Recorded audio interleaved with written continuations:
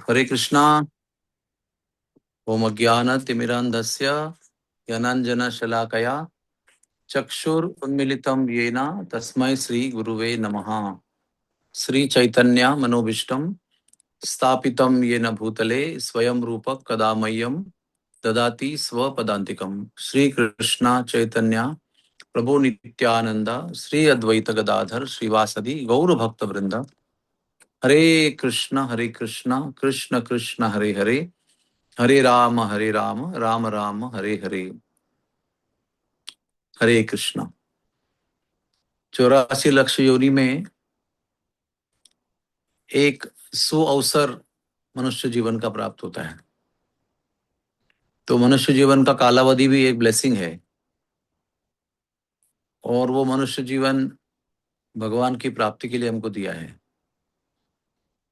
और इस मनुष्य जीवन जो दुर्लभ है, उसमें भी बहुत सारे सुअवसर हमको प्राप्त होते हैं, जिससे हम भगवान को प्राप्त करने की जो लक्ष्य है हमारा, उसको हम आसानी से प्राप्त कर सकें। तो उसी सुअवसर के रूप में ये अधिक मास हमको प्राप्त हुआ। और अगर हम संतों के संग में हैं और हमें संतों के संग में कुछ ज्ञान प्राप्त हो रहा है, तो फिर हम इस सुअवसर का बहुत अच्छा लाभ लेंगे। और आप सब लोगों ने ले लिया होगा। लेकिन संतों की संगति प्राप्त नहीं है, ये एक दुर्भाग्य है। और संतों की संगति प्राप्त होने पर भी अगर हम सुअवसर का लाभ नहीं उठाते हैं और सुअवसर को गंवा देते हैं, तो इसे दुर्भाग्य कहा गया है। केवल हमारे एक आलस्य के कारण अगर हम इस सुअवसर का लाभ नहीं लेते हैं, तो ये दुर्भाग्य माना जाता है। तो किसी भी सुअवसर को सौभाग्य में रूपांतर करना है, तो वो हमारे उत्साह और हमारी इच्छा के ऊपर आधारित है। और किसी भी सुअवसर का सौभाग्य को दुर्भाग्य बनाना है, वो भी हमारे हाथ में है। तो इस तरह से अभी आज 29वां दिन है अधिक मास का, और आज और कल 2 दिन बाकी है। तो हमें ये देखना चाहिए कि अभी जो भी हुआ हो गया। अभी 28 दिन खत्म हो गए, अभी 29 और 30वां दिन बाकी है। तो पूर्ण प्रयास करना चाहिए, क्योंकि भगवान की भक्ति में उत्साह और निश्चय रूप गोस्वामी के अनुसार बहुत आवश्यक है।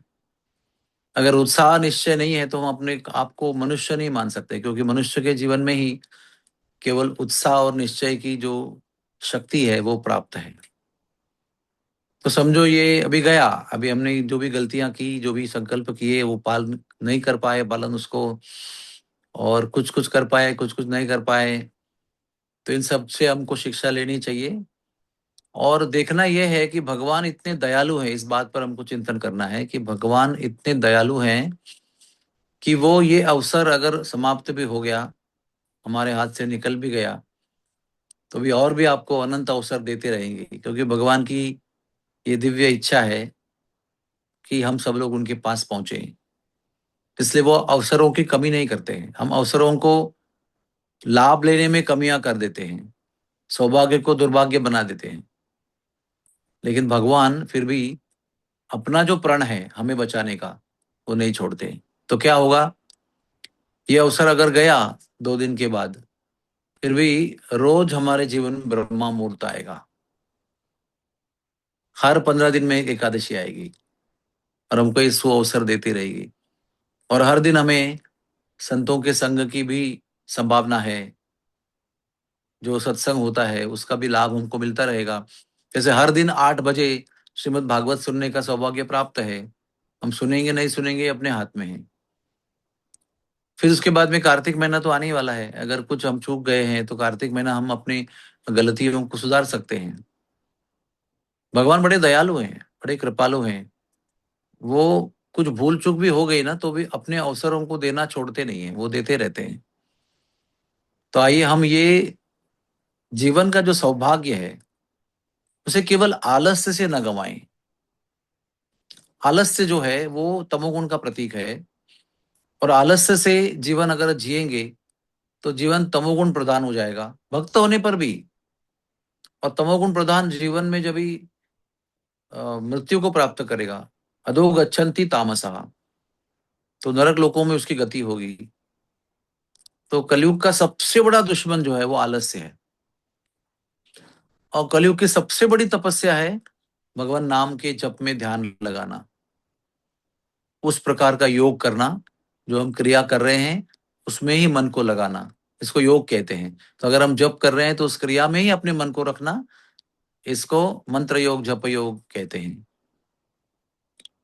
तो आलस्य से अपने जीवन को प्रधान करके तमोगुण की ओर यात्रा न करें, सत्वगुण में जिए, सत्वगुणी आहार करें, सत्संग में रहे, और इस जीवन को सदैव ऊर्ध्व गति में प्रेरित करें। हमारा जीवन सदैव ऊर्ध्व गति में हो, ऊपर की दिशा में हो, भगवान की ओर हो, भगवान के चरणों में हो, और हम सदैव सौभाग्यशाली बने रहें। सौभाग्यशाली बनने का एक ही उपाय है कि भगवान नाम का जप करते रहें, सत्संग में रहे, भक्तों की सेवा करें और भक्तों का अपराध न करें।